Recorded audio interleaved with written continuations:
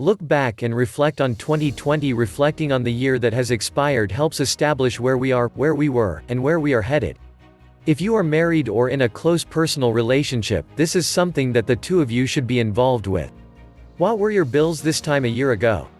What was the state of your savings or investments? Don't get depressed if this is not good news. Instead, use it to empower you in improving these aspects of your life. Look for the positives. If you paid off a credit card or bought a new house, make a note. Did you take a nice vacation? Did you complete an educational course? Were there other ways you were able to improve yourself? Perhaps you met a new person or made new friends. Use your successes to build momentum and seek to overcome issues like procrastination that may have held you back. Schedule doctor appointments and checkups. The beginning of the year is a good time to check in on your health by scheduling doctor appointments. It also ensures you are using any health benefits your medical insurance plan has.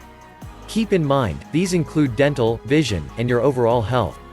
Entering the new year knowing the status of your physical health can provide you peace of mind.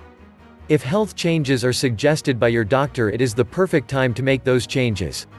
Clean up and declutter. Most of us simply have too much stuff. It may be books, clothing, kitchen gadgets, apps on our phones, or boxes in our basements. Acquiring stuff tends to burden us rather than enrich us. That is why cleaning up, decluttering, and downsizing has so much value in preparing you. Will you add more apps? Of course, you will, but you should shed the ones you rarely use. Will you buy new clothes? Certainly. But get rid of the clothes you haven't worn in over a year first. If you are an avid reader, aren't you better served gifting a book you love to someone who will learn from it or enjoy it rather than having it collect dust on a shelf? Decluttering has a mental and therapeutic benefit to it. Less stuff creates less weight on your mind and spirit. Stuff takes space, maintenance, and can quickly outweigh perceived benefits. Owning a boat, for example, may sound like an absolutely logical goal initially, but when you consider the purchase costs, storage, dock space, maintenance, fuel costs, insurance, and transportation expense and divide it by the number of weeks or days you may actually enjoy it, there may be better alternatives. Decluttering often starts by simply asking, do I really need this? Check your finances. Looking at your finances and investments is more complex than looking at the balance of your checking account. You need to establish where you are right now, at the end of the year. What are your total debts?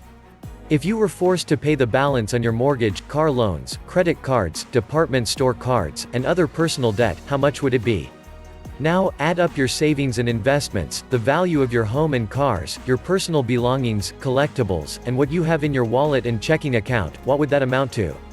This, at the very least, will give you a rudimentary evaluation of your net worth.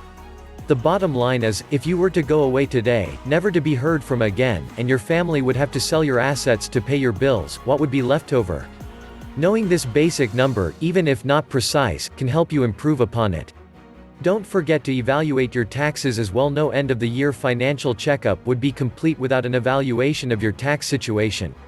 How can you best position yourself in the new year to minimize your taxes, whether they are income, real estate, capital gains, inheritance, or others?